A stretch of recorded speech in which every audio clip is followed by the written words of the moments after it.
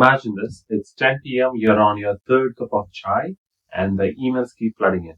Meanwhile, a top tech leader suggests that working 70 to 90 hours a week is the only path to success. Does it sound familiar? Well, recent comments by industry giants like SN Subramanian, who is the chairman of LNG, advocating for 90-hour work weeks have ignited absolutely a nationwide debate in India and across the globe, of course. But here's the real question. Are these long hours the secret to success, or are we glorifying the burnout? Stay with me because this conversation isn't just about them, it's about us, our lives, and how we define success. When I was starting my career, I believed in the hustle kind of a culture. I worked late nights, skipped meals, and thought if I'm not pushing myself to exhaustion, am I even doing enough? I remember once my parents got to ask if I was eating properly, and all I could say was, I'm too busy to think about food. That phase taught me a lot, but not in the way I or you would expect. Now, when I hear leaders like SN Subramanian say, you need to work 90 hours to make it big, it takes me back to those days. I wonder, are they inspiring the next generation or setting us up for failure? But because here's the thing, no one talks about what those long hours cost an individual. That could be your health, your family, your peace of mind. And that's what we are unpacking today. And what's the real cost of this hustle culture? And during the pandemic, of course, I had to spend almost 12 to 14 hours a day working. And of course, considering that I'm from the talent acquisition world, some of the Saturdays also had to be dedicated to recruiting events and all of that stuff. When you are an individual contributor, you probably be getting overtime pay and all of it. When you meet or probably you get into that managerial category, you wouldn't be getting any sort of overtime pay. It's more like become a general expectation that you are expected to work on the weekends, but you don't get paid. You're getting paid already at a higher level because you're on a manager. And that always surprised me or puzzled me when I'm expected to work and why you're not paying with respect to whether I'm a manager or not. But anyway, that's a different story for another day. Well, let's talk about this today. Let's talk about these people making these statements for today. And these are not just anyone. These are industry titans such as CEOs, founders, and leaders of some of the biggest tech companies in India. I'm sure you all agree their words carry a lot of weight because they've achieved what many all dream of. And they argue that 70 to 90 hour weeks are necessary to succeed in the competitive tech landscape. And I don't see that happening in US or Canada. So let's flip that coin and see who are they speaking to. They are specifically highlighting towards the fresh graduates entering the industry or the mid-career professionals juggling family and work and even seasoned employees trying to stay relevant in a rapidly evolving tech world. It's not just about their success, it's about the expectations they are setting for everyone else. And let's not forget the timing. In a post-pandemic world, people are already rethinking work-life balance because a lot of companies are expecting them to return back to their offices for 5 days in a week. So are these comments a wake-up call? Of course, we all understand these leaders did not wake up successful. They have hustled. Many of them started small, working long hours to build empires, and for them, hard work is synonymous with success. And in a country like India, where competition is fierce, this mindset resonates with many of the individuals. Think about it. Lakhs of engineers graduate every year, all vying for a limited number of opportunities that are available in the market. It could be any industry, and it is always survival of the fittest. But here's where the catch is. Does working long hours always mean working smarter? Or are we stuck in a cycle where we measure out worth by hours instead of the impact? Well, I was not forced to work 12 hours or 14 hours. I've done that out of my will, while my expectation to be in the office or in premises is about 8 to 9 hours in a day. But rest of it, since I'm working from home during the pandemic, I put in that extra time because the workload is so much and so forth.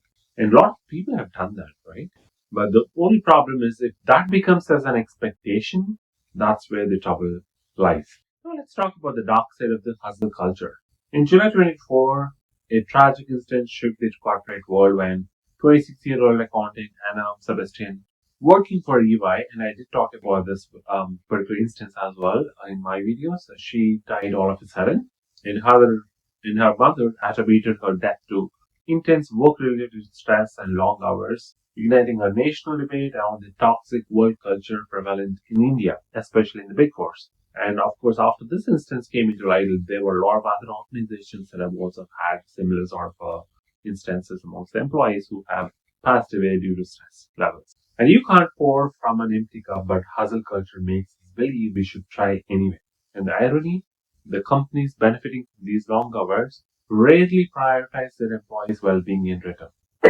So where we draw the line? Let me share an example from my own experience. There was a time I was juggling multiple projects related to hiring needs, of course, working for 12 hours almost a day. And I thought I was killing it. But when I started tracking my time and realized half of it went to tasks that didn't actually move the needle. And when I started focusing and prioritizing and delegating, I got more done in less time. It wasn't about working longer, it was working smarter. And guess what? My results improved and I was not constantly exhausted. And this is the shift we need to talk about. Even if I compare my work hours in India to Canada, they are extremely different. And there I had to work for 12 hours, 14 hours a day. Even they expected do not because I have to get things done. And here in Canada, I'm expected to work 8 hours and that's it. Nobody asks you to work. Nobody expects you to work extra. Even if I have to do probably, I would have done in a week, maybe a couple hours. That's it. I don't log into my work on the weekends. I get to do everything within that 5 days window, within that 40 hours of work. That's it. No more, no less. And with that, let's not forget the way we work is changing, right? Across the globe, of course. And younger professionals are pushing back against this kind of a model where you are expecting me to probably work more than expected. And they're asking for flexibility, mental health support, and a life outside of work. And they're not wrong. And you currently have this workforce across organizations, and this clash of generations creates tension, right, in the organizations where older leaders often see this as entitlement while younger workers view it as an evolution. And who is right? Maybe both, maybe neither. But that's what clear is that the conversation cannot be one-sided anymore because you already have multiple generations working around under one roof and the same projects and same teams. Here's the biggest question that probably populated in everyone's mind. Are these leaders right? Is working 90 to 70 to 90 hours the price for success? Or are they stuck in a mindset that no longer fits today's world? Think about your own life. Have you ever felt guilty for taking a break? Or for not working late when everyone else was? Or what would you say to a younger version of yourself? Keep grinding or take care of yourself. But here's what I have learned in all my 16 years of experience. Success isn't about how many hours you put in. It's about what you achieve in those hours. And I can proudly say this. I've never forced my team to work beyond that stipulated hours. And of course, they had to work on the weekends, but they were paid overtime. And it was completely on the willing. And I always balanced it, probably 1 or 2 weekends. And the rest of the weekends, probably they get that off because of the talent volumes or the hiring volumes that we've had. We couldn't avoid risking that factor, but at least people had the right to say, no, oh, I have engagement.